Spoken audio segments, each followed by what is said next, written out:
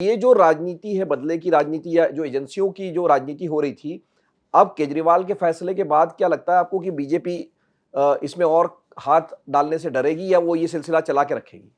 देखिए मेरे 2-3 पॉइंट। एक तो हमारे देश में अंग्रेजी में एक लाइन है, प्रोसेस इज द पनिशमेंट।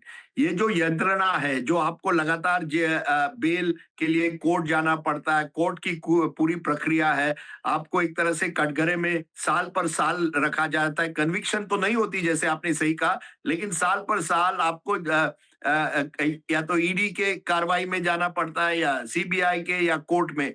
ये हमारे देश की मैं समझता हूं हमारे जो कानूनी प्रक्रिया है उसकी एक कमजोरी है।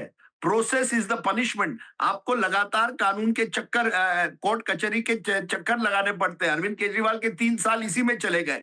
तो एक रही ये बात, प्रोसेस इज द पनिशमेंट। आपने कहा कि 2024 के बाद ईडी ने उस तेजी से विपक्ष को घेरने की कोशिश नहीं की है।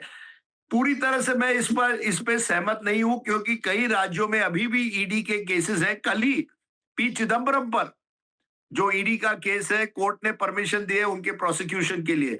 तो ऐसा नहीं है कि सरकार ने पूरी तरह से इन केसेस को बंद कमरे में रखा है।